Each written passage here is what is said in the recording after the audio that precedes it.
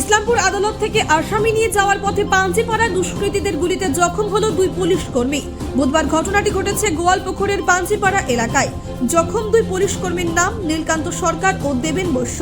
জানা গিয়েছে, রায়গঞ্জ থেকে ইসলামপুর মহকুমা আদালতে আসামি নিয়ে আসার পর আবার সেই আসামিকে নিয়ে যাওয়ার সময় গুলিতে জখম হয়।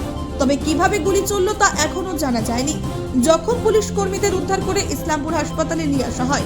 দুজনকে রেফার করা হয়েছে উত্তরবঙ্গ মেডিকেল কলেজে। একটা ইনসিডেন্ট হওয়া আছে, একটা আন্ডার ট্রায়াল প্রিজনার। আমরা বাকি তদন্ত করে দেখছি। স্যার ফায়ারিংটা কার পিস্তল দিয়ে হয়েছে স্যার? যেটা শুনলাম যে কোনো আন্ডার ট্রায়াল প্রিজনার ওই যাচ্ছিল, ওকে আজকে কাস্টাডি ট্রায়ালে এখানে ছিল, ইসলামপুরে আনা হয়েছিল।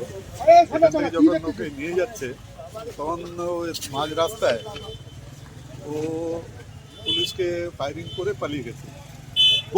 ইনজোর্ড হয়েছে, দুইজন ইনজোর্ডকে এখন ইসলামপুর হসপিটাল থেকে রেফার করা হলো নর্মাল মেডিকেল। কতজন আসামি ছিল গাড়িতে জানা গেছে? না, জানা যায়নি।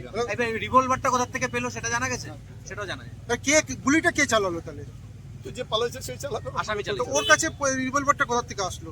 নিশ্চয়ই রিভলভারটা কোথা থেকে আসছে, ওখানে গাড়ির মধ্যে কোনো না কোনো কারণে কোথা থেকে আসছে হয়তো। তো ওকে কি আমি যেটা দেখলাম যে দুজন ইনজুরি হয়েছে, দুজনই ইয়ে আছে পুলিশ কনস্টেবল, দুজন পুলিশ কর্মী, দুজন, একজন দেবেন বৈশ্য আর একজন নীলকান্ত সরকার। দুজন ইনজুর্ড হয়েছে, দুজনকে মেডিকেলে পাঠানো হয়েছে। স্যার একজন এএসআই ছিল, একজন কনস্টেবল, এবং এটা হচ্ছে একদম ইসলামপুর গোয়ালপুরের সংযোগস্থল ইকরতলা এলাকাতে হয়েছে।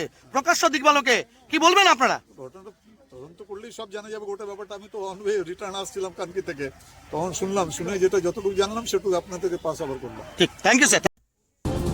Bureau report, news capsule.